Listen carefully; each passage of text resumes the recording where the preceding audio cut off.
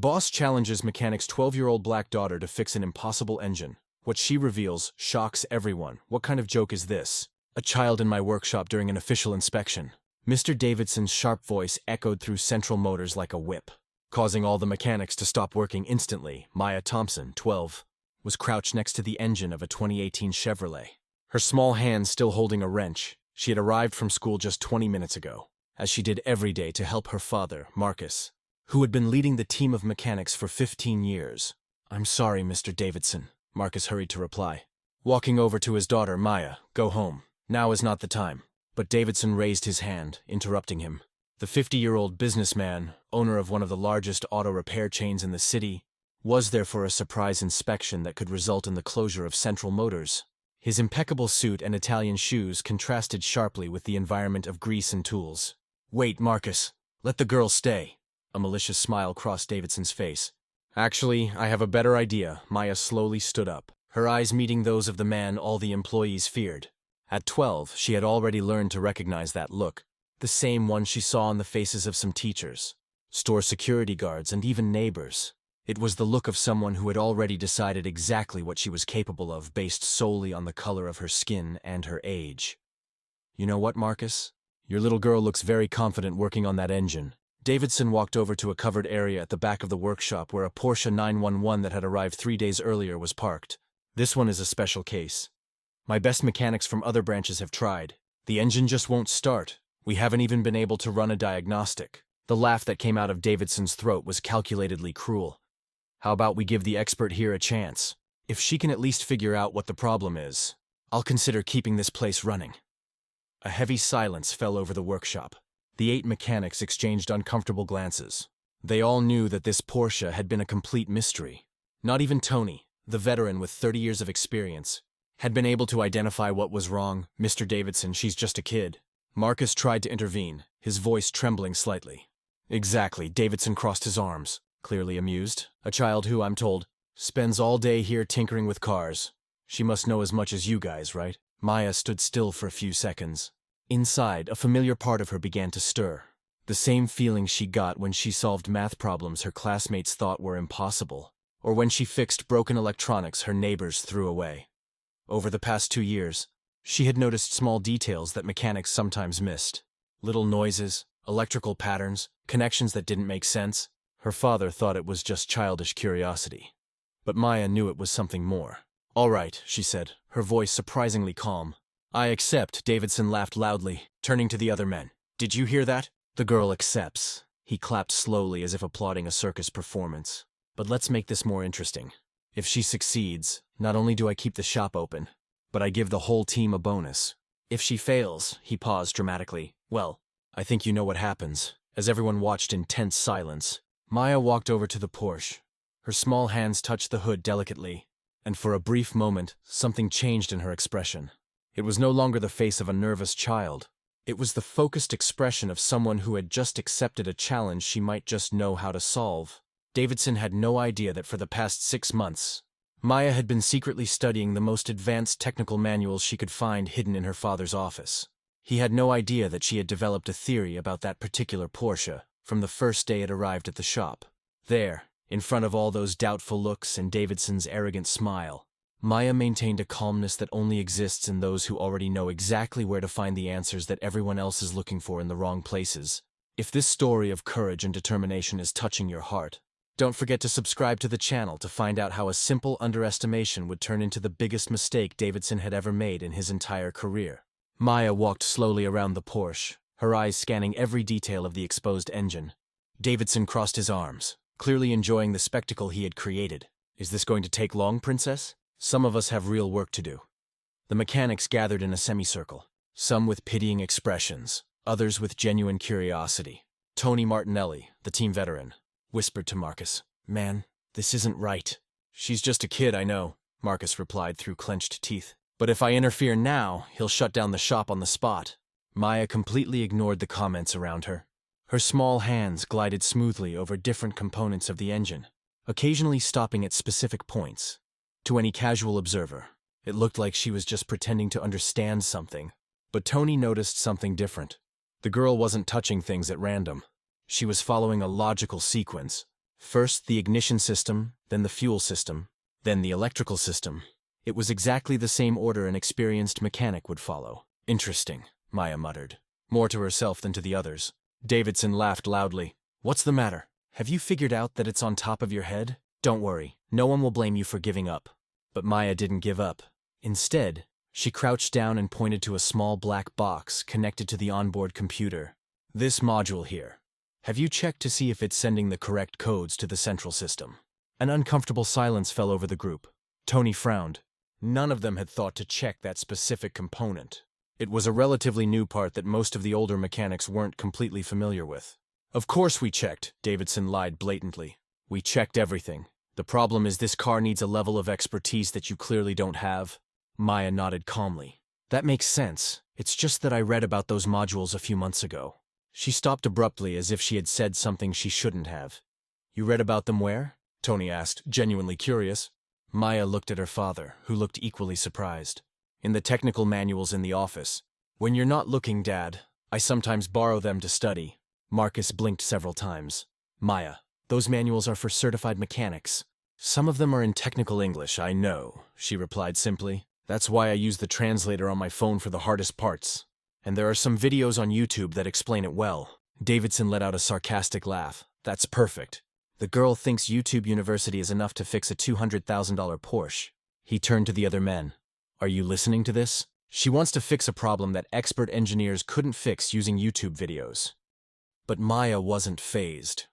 Instead, she continued examining the engine with a precision that was beginning to make even Davidson uncomfortable. The direct injection system on this model has a peculiarity, she said, her voice gaining confidence. If the control module doesn't recognize the correct digital signature, it shuts down the entire ignition as a safety measure. Tony moved closer. What do you mean, digital signature? It's like an electronic password, Maya explained. Now clearly in familiar territory, each part has a unique code. If the computer thinks a part has been replaced without authorization, it refuses to work. It's to prevent car theft. One of the younger mechanics, Jake, cleared his throat. I've never heard of that. That's because it's relatively new technology. Maya continued, pointing to different connections. Most technical courses haven't updated their curriculum yet, but the latest manuals explain everything.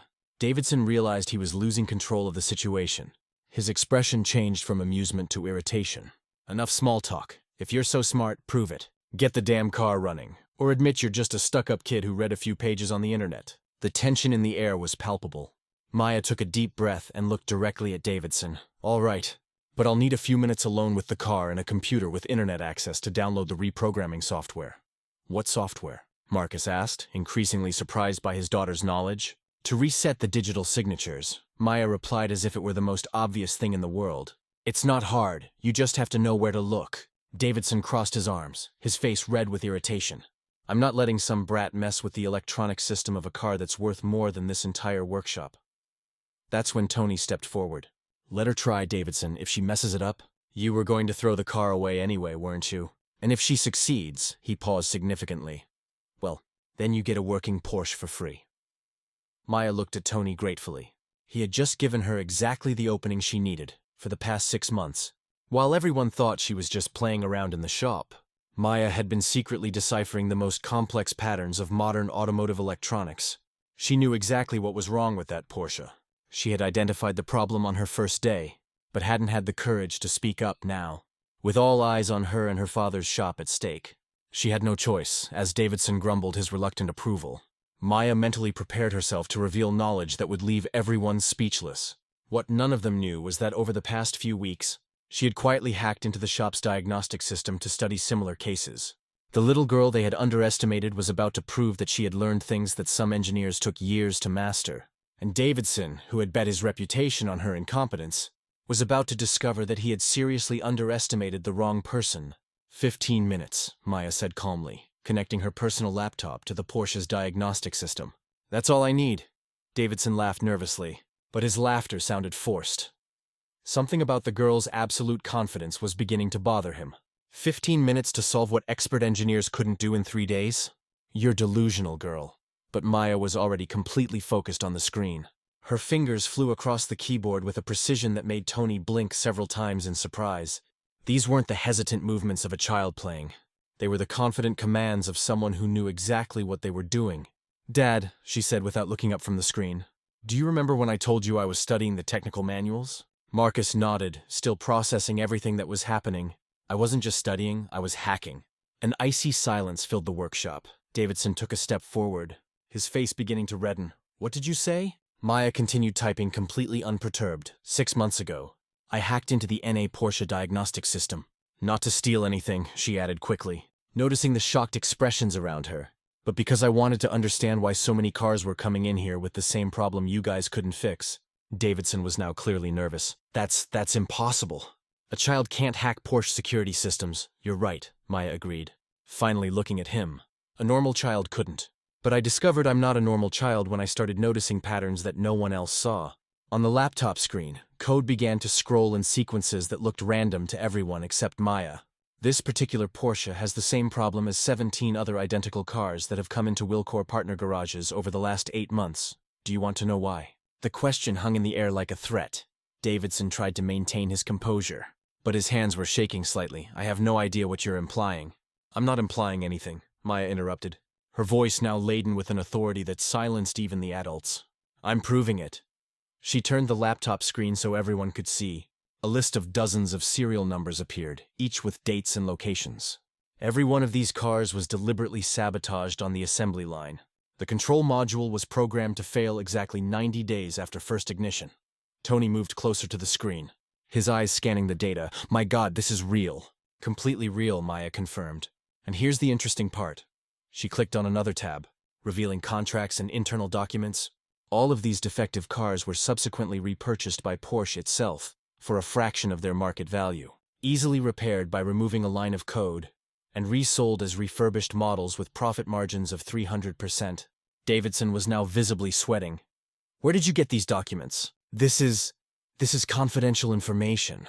Maya smiled for the first time since this had all started. "From the same source that told me that you, Mr. Davidson, receive a 15% commission on every defective car that your network of repair shops can't fix." The silence that followed was deafening.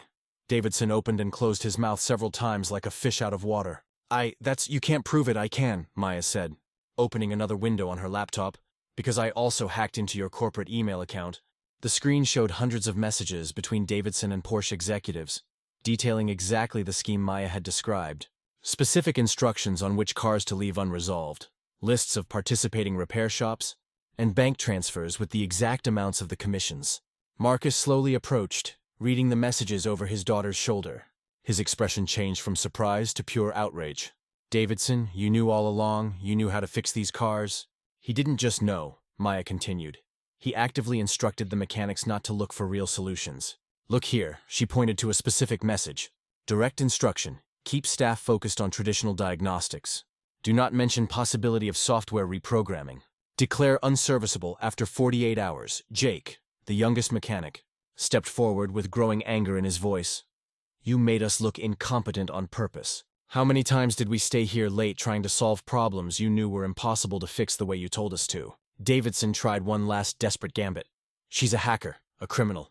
You're going to believe a child who broke into systems illegally?" "Maybe," Maya said calmly, "but you're going to have to believe them, too."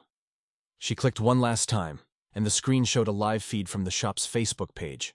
There were 847 views in real time, and the number was climbing rapidly. Every conversation, every revelation, every accidental confession Davidson had made was being broadcast live. "I turned on the broadcast when I started hacking the system," Maya explained, watching Davidson turn completely pale. "I thought people should know the truth about why his cars were never ready." Tony let out a low whistle. "Maya, you recorded everything, every word he said." Comments on the live stream began to appear on the screen like a flood. "Is that Davidson from Central Motors? That son of a... He charged me $3,000 saying my car was unrepairable. My sister lost her job because her car broke down and she couldn't get to work. This guy knew how to fix it. Has anyone called the FBI? This is fraud on a national scale." Davidson looked at the screen, at the angry faces around him, and finally at Maya, who was watching him with an expression that mixed pity and iron determination. "Why?" he asked, his voice coming out as a defeated whisper. Maya turned off the feed and closed the laptop. When she spoke, her voice carried a wisdom that seemed impossible for her 12 years. Because you bet that a black girl from the projects would never be smart enough to figure out your scheme. And because every time you looked at me, you saw only what you wanted to see. Someone too inferior to be a threat, she paused, looking directly into Davidson's eyes. The truth is, I've been tracking this pattern for months, waiting for the right opportunity to expose everything. You gave me that opportunity the moment you decided to publicly humiliate me. Outside, the sound of sirens began to grow closer. Someone had clearly called the authorities during the live broadcast. Davidson glanced at the door, then back at Maya, finally realizing that he had underestimated not just a child, but a mind that had outmatched him in every way. As the sirens grew louder and Davidson realized that his career had just been destroyed by a girl he considered inferior, Maya remained calm, knowing that she had taken the first step toward changing not only her own life, but the lives of everyone who had been deceived by the same corrupt system. What none of them knew yet was that this live broadcast had not only exposed a local fraud scheme, it had caught the attention of far more powerful people who were about to offer Maya opportunities that would forever change what it means to be underestimated. 3 months later, Maya sat in a conference room in downtown Seattle, surrounded by executives from Tesla, Google, and Microsoft. Her presentation on automotive fraud detection systems had just received a standing ovation from 200 engineers and investors. "Congratulations, Maya," said Jennifer Walsh, VP of Tesla. "Your real-time detection system proposal could revolutionize the entire industry. We're talking about a $2 million consulting contract to start." The girl who 3 months earlier had been seen as just the mechanic's daughter was now being courted by the world's largest technology companies. Her live broadcast had gone viral, generating over 15 million views and attracting the attention of the national media. Maya smiled, but her mind quickly returned home. "Thank you so much for the opportunity, but I need to discuss it with my family first. And there's one condition."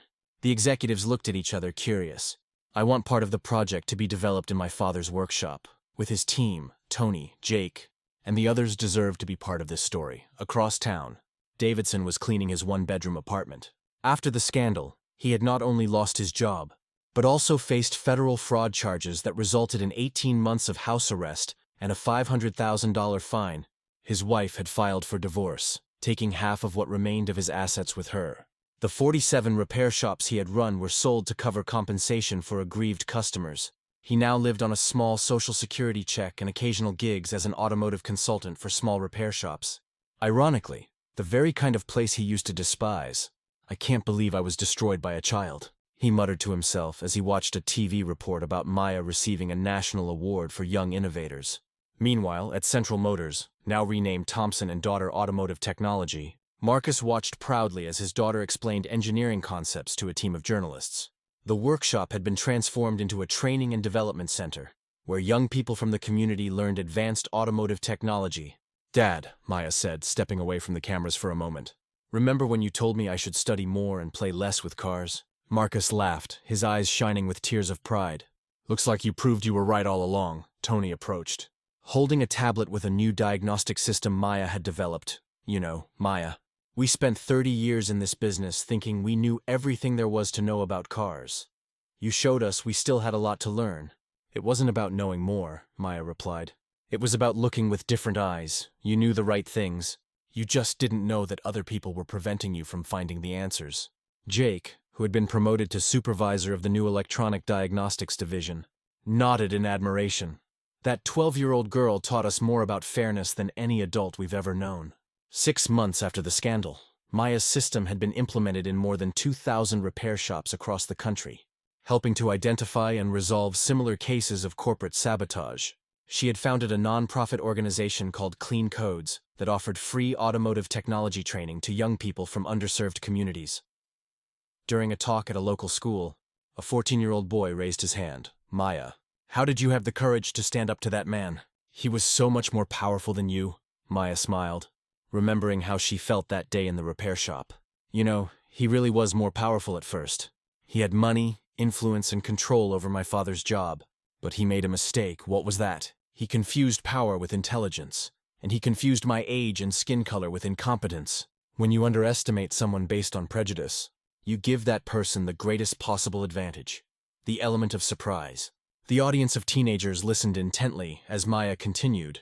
"Davidson thought he knew my limits before he even knew me. That made him lazy, arrogant, and careless. He never imagined I could be a threat. So he never protected himself against me. A girl in the back of the room raised her hand. But what if you had failed? What if you hadn't been able to prove what he was doing? Maya laughed. I couldn't fail because I already knew the answer before he challenged me. I had spent months studying that specific problem. When he gave me the opportunity to show what I knew, I was 100% prepared. The best revenge isn't destroying those who hurt you, Maya concluded, her voice echoing through the room. It's becoming so good at what you do that they realize they made the biggest mistake of their lives by underestimating you. 2 years later, Maya was studying engineering at MIT through a special program for gifted young people. While keeping her consulting business running remotely, Davidson, meanwhile, had tried several times to get work at other automotive companies. But the scandal followed him wherever he went. The last time anyone saw him, he was asking for a second chance at a small repair shop in the suburbs, only to be rejected by the owner who recognized his name from the news. Maya proved that true revenge is not bringing your enemies down to your level, but rising so high that they become irrelevant. She turned an attempt at humiliation into the foundation of a career that changed not only her life, but an entire industry. The girl who was challenged to fix an impossible engine not only fixed the engine, she fixed an entire system of corruption, created opportunities for hundreds of young people like her, and proved that the biggest mistake anyone can make is to judge a person's potential by their appearance. If this story of determination and justice touched your heart, don't forget to subscribe to the channel.